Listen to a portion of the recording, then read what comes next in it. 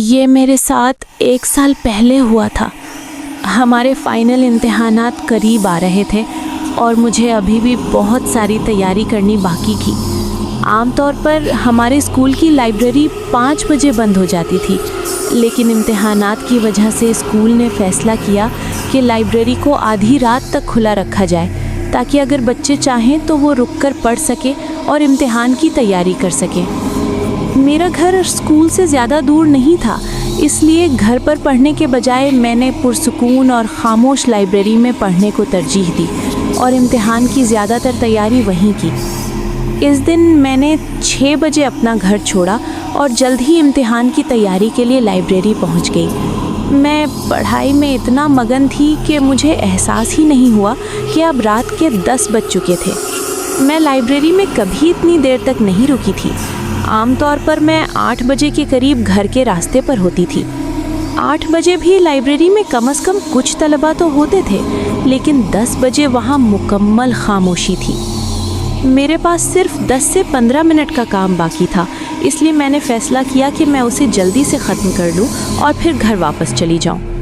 میں پوری طرح اپنے کام میں کھوئی ہوئی تھی جب مجھے کسی کے لنگڑا کر چلنے کی آواز آئی۔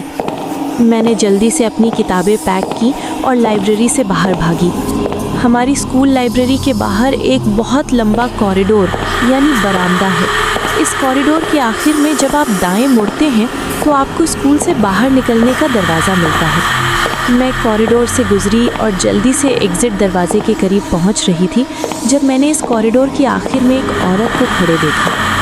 میں نہیں جانتی تھی کہ وہ کون تھی، لیکن جیسے جیسے میں اس کے قریب پہنچی مجھے مزید بے چینی محسوس ہونے لگی۔ میں اتنی بے چین ہو گئی کہ میں نے پکارا، وہاں کون ہے؟ جیسے ہی میں نے یہ کہا وہ چند سیکنڈ کے اندر غائب ہو گئی۔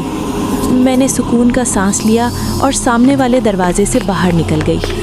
تھکان اور بھوک کی وجہ سے میں ٹھیک سے چل بھی نہیں پا رہی تھی، لیکن میں نے دیکھا کہ سڑک عجیب طرح سے بالکل خالی تھی، جو کہ نہایت عجیب بات تھی کیونکہ یہ سڑک عام طور پر بہت مصروف رہتی تھی۔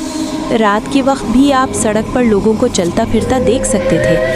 خوف اور دہشت کی وجہ سے میں چلتے ہوئے زمین کی طرف دیکھتی رہی۔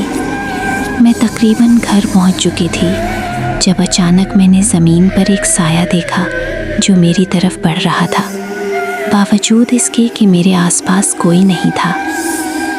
جب میں نے اپنا سر اٹھایا تو میں نے اپنے سامنے ایک عورت کو چلتے ہوئے دیکھا۔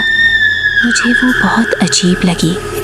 وہ ایسی دکھ رہی تھی جیسے وہ معذور ہو اور اسے چلنے میں مشکل ہو رہی ہو، اور وہ اتنی آہستہ چل رہی تھی کہ میں پل بھر میں اس تک پہنچ گئی۔ اب میں اس کے اتنے قریب تھی کہ میں اسے واضح دیکھ سکتی تھی۔ اس نے پھٹے پرانے اور میلے کپڑے پہنے ہوئے تھے اور اس کے ہاتھ پاؤں مڑے ہوئے تھے، ساتھ ہی اس کے بال بہت بکھرے ہوئے تھے۔ مجھے یہ اتنا عجیب لگا کہ میں نے اپنے قدم روک لیے۔ میرا دل بار بار مجھ سے کہہ رہا تھا کہ اس عورت کے مزید قریب نہ جاؤں۔ مجھ میں اتنی ہمت بھی نہیں تھی کہ میں اس سے آگے نکل کر آگے بڑھ جاؤں۔ میں سن ہو گئی تھی۔ صدمے کی وجہ سے میرے منہ سے ایک لفظ نہیں نکل رہا تھا۔ میرا دماغ سن ہو گیا۔ میں نہیں جانتی تھی کہ اس کے عجیب سوال کا کیا جواب دوں۔ ڈر کے مارے میں نے بہت دور اشارہ کیا کہ وہ عورت وہاں ہے۔ میں بس چاہتی تھی کہ وہ چلی جائے۔ وہ لنگڑاتی ہوئی اس طرف چلی گئی جہاں میں نے اشارہ کیا تھا، اور وہ اتنی دور چلی گئی کہ میں اسے مزید نہیں دیکھ سکتی تھی۔ میں اس خیال سے دہشت زدہ تھی کہ وہ دوبارہ میرے سامنے آ سکتی ہے، اس لیے میں جتنی تیزی سے ہو سکا بھاگی۔ اس وقت میرا دماغ کسی اور چیز کے بارے میں نہیں سوچ سکتا تھا سوائے اس کے کہ کوئی مل جائے جو میری مدد کر سکے، کوئی کار، کوئی شخص یا کوئی بھی۔ اور پھر اسی لمحے میں نے اس عورت کی دور سے چیخنے کی آواز سنی، وہ یہاں ہے۔ اس کے بعد مجھے کچھ یاد نہیں۔ جب مجھے ہوش آیا تو مجھے پتہ چلا کہ میرے پڑوسی نے مجھے زمین پر بے ہوش پایا تھا اور وہ مجھے گھر لے آیا۔ مجھے اس سے پتہ چلا کہ 1998 میں اگاتھا نام کی ایک 32 سال کی عورت تھی۔ اس کی ایک 10 سال کی بیٹی تھی جو ایڈن ہل اسکول میں ہی پڑھتی تھی۔ ایک دن اپنے دوستوں کے ساتھ کھیلتے ہوئے اس کا ایکسیڈنٹ ہو گیا اور وہ مر گئی۔ اگاتھا اپنی بچی کو کھونے کا درد برداشت نہ کر سکی۔ اس کے بعد اگاتھا کی روح کو ایڈن ہل اسکول اور اس کے آس پاس کے علاقے میں اپنی کھوئی ہوئی بچی کو تلاش کرتے ہوئے دیکھا گیا۔ وہ اب بھی بھٹک رہی ہے، اس امید میں کہ وہ ایک بار پھر اپنی بیٹی سے مل جائے۔ امید ہے آپ کو کہانی پسند آئی ہوگی۔ اگر آپ نے ابھی تک نہیں کیا تو کمنٹ کرنا اور میرے چینل کو سبسکرائب کرنا نہ بھولیے گا۔